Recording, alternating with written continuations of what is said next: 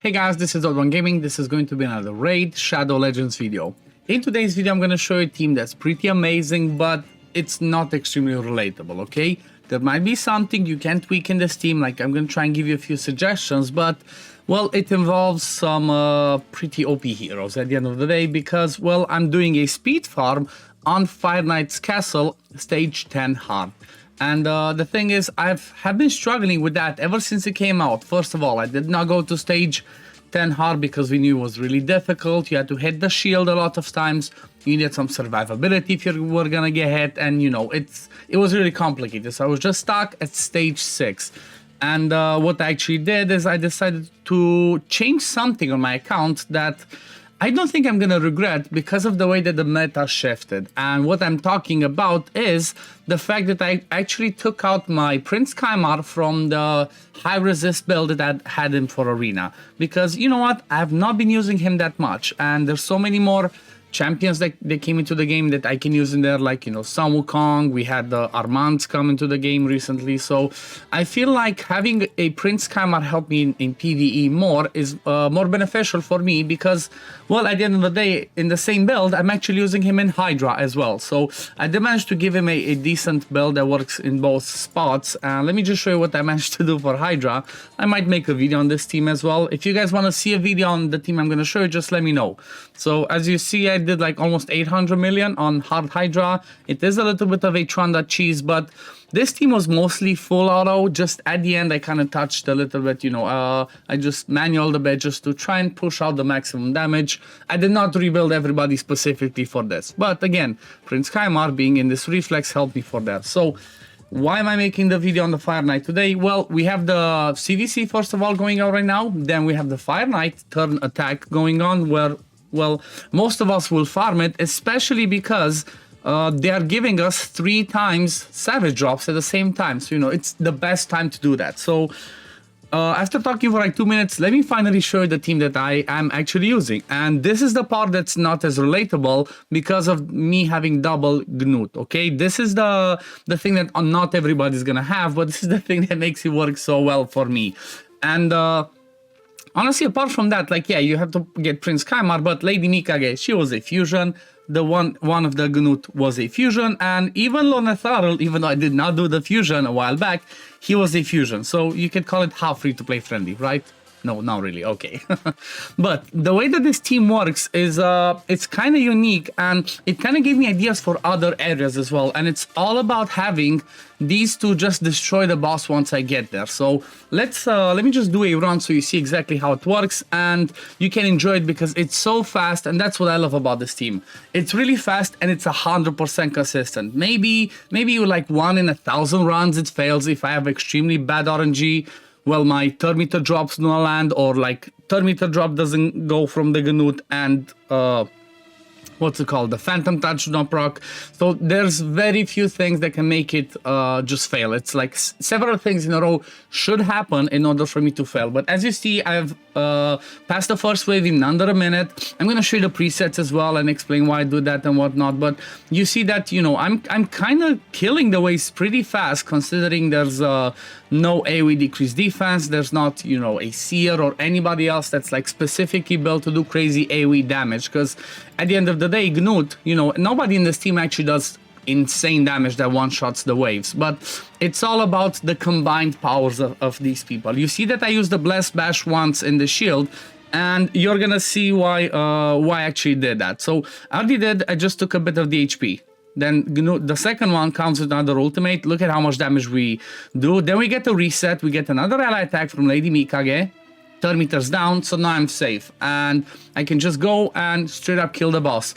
I can make this be a little bit faster, okay, like maybe like 5 seconds faster, but the problem is, if I do that change to make it 5 seconds faster, it's gonna fail, okay? Or it has a high chance to fail because of the way that the, you know, the Phantom Touch, the turn meter control happens and whatnot. So what do I mean by that? Well, once I get to the boss, the first thing that happens is Lady Mikage does the ally attack, okay? Everybody goes in there and does a hit.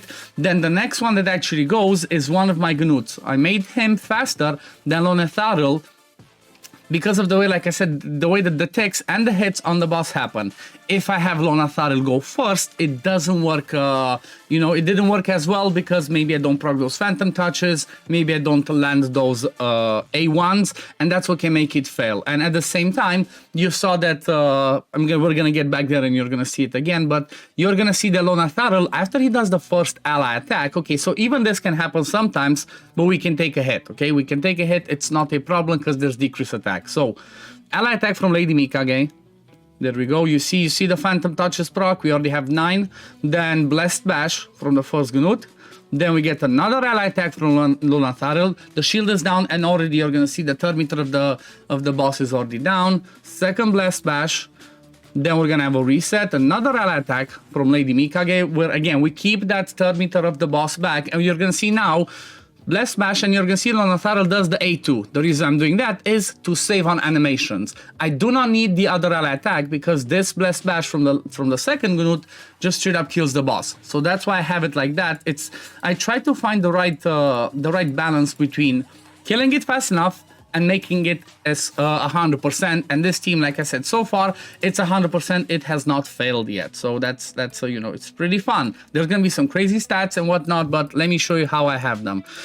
So first of all, I'm gonna show actually the presets. Then I'm gonna show you the builds on everybody. So basically, you want Lady Mikage just in there just for the ally attack and you know to do damage and whatnot. So I just turned off the metamorph just in case, so she doesn't use it everywhere. You just want her in her main form. Then Prince Kaimar, I turn off his Seal of Magic. You don't want him to reset on the waves. I just have it be ready on the boss part. Then Lona Tharil, on the first wave, he opens up with the ally attack, then does not use it because you saw that the way that it works. Lady Mikage does the first ally attack. We go and pretty much kill the first person that we attack. And even if you do not kill them, because I have my fastest Gnut over here, go with the A2, we guarantee to kill that one. So then when we come with the second ally attack, with Lona Tharil, we kill a second person so that he does not do the ally attack on, you know, the same one that maybe has low HP, because that way you lose on time. So that's another reason why it's good to have another Gnut faster. Obviously, if you have 2 Gnuts, you're gonna do this. So the fast Gnut just opens with the A2. Do not use A2. Do not use A3 after that. Second wave. Do not use the A3 at all. If he comes back to the A2, which he does, that's fine. We kill the waves faster. And then on the boss part, we don't use the A2. We open with the A3. The reason why I do that is because I want to take a little bit of that HP off the boss with this Blast Bash. Even though it happens in the shield, you still decrease his defense, even though that's not a massive influence. But that little bit of damage that you do, which is like 10% out of what you would normally do, it allows me to not have to do another ally attack with Lona Tharil on the boss. So that's why I have it specifically like that. Trust me, I tested it a lot, and this is the perfect way that it works. Then when it comes to the second Gnut, he does nothing on the first wave. On the second wave, he doesn't do the A3, but he's gonna do the A2. Like, we don't really need the A2, this one's A2 on the first wave because we kill it pretty fast. And then when we come to the second one, we wanna have this decreased defense and weaken, decreased attack and weaken to be available there so we can do some AoE damage. And then on the boss part, we just prioritize the Blessed Bash, and that's about it. So I showed Lona Tharil, yep, I showed Kaimar, so these are kind of presets. Now, let's have a look at the builds that I have them in. Let me just get the last 2 people out. So, the speeds are going to be really high, okay? There's going to be some crazy speeds. But first of all, Lady Mikage, I have her in a 6-piece protection, which is a ring. And I mean, they're not the perfect ones, okay? So whatever I had, I got her that 6-piece because I said, you know what? I'm going to use it in Hydra. Why not give her a chance to protect those buffs as well? So she's in 6-piece protection plus the set of perception.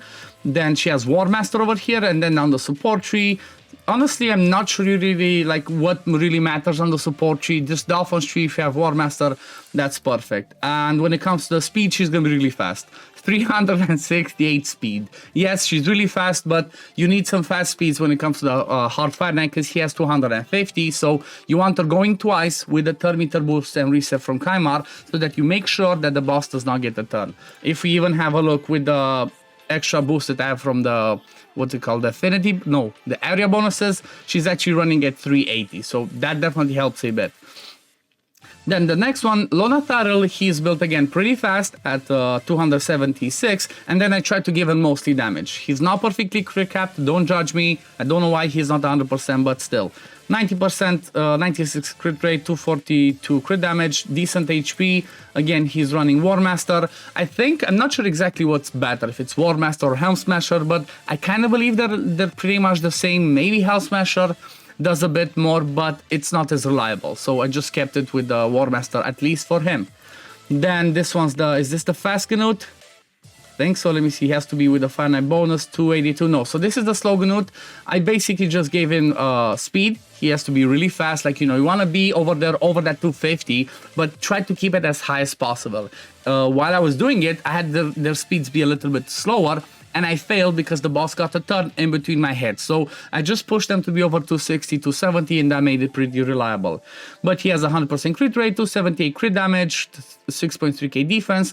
The accuracy is only 248, and the reason for that is we are using the 80 lead from Lady Mikage. So that basically, he has 320 accuracy, we need 345. But we also, with the area bonuses, you see we go to 272 plus the 80, that's 350. We're just fine. So I don't need more accuracy than this. When it comes to other areas of the game, I'm not that desperate about his freeze on the A1, so it was just fine. Obviously Giant Slayer, and then down the support tree. I'm not sure if you want support or defense, like I just kept it like this. You could also go down the support tree and get more defense in here, chance for retribution, but it doesn't influence this specific fight that much. Then the faster Gnut, which I actually managed to get in lethal. He's at 277 speed, 100% crit rate, 250 crit damage, lower defense, as you see, 4.5k defense. And again, he's at 304, but again, I could have had him at like 240 because with the area bonus and Lady Mikage's lead, he goes over that 345, and you really want to have the accuracy because when we do the ally attack, we do land those freezes that pushes the boss's turn meter back, and if we don't have that, the boss gets a turn and we basically die. Okay, so you definitely want that. When it comes to mastery, same principle with Giant Slayer and then on the support tree, and then the last one is going to be Prince Kaimar, which he's in a reflex set, but he's in a damage build basically. As much as I could, 100% crit rate, 217 crit damage, 4.4k attack, which is pretty high considering he has only 1000 base attack, and then he's running at 267 speed. Basically, you want Prince Kaimar to be the last one in your rotation because you want to do the A3 with both of your Gnuts, then you want to have Prince Kaimar do the reset, boost the turn meter, as you saw Lady Mikage does another ally attack, and then you have two more of those Blessed Bash, and you basically kill the boss. And with the accuracy, he has like 316. This is, pretty, you don't really care about his accuracy honestly on this one, but just so I had some accuracy for other areas of the game, I tried to give him around 300. When it comes to masteries, I just gave him Hell Smasher in this case. He can hit pretty decent, I'm not gonna lie. I did not expect Prince Kaimar to do damage, but he does some pretty solid damage, and basically that helps you with the waves, because you want to kill the waves as soon as possible. Then the last thing that I want to mention that's really important that I tried to do because I don't have 6-star awakenings. You see, every single person in this team has Phantom Touch. The reason why I want that is because this one has a chance to do like another tick of damage that counts towards taking down the ticks of the boss's shield. That's really important. These ones help. Like if none of these ones proc, there is a chance for me to fail, like I said, but it's extremely low because of the way that I have my rotation. However, having this one makes it, makes it be a lot easier. And what else?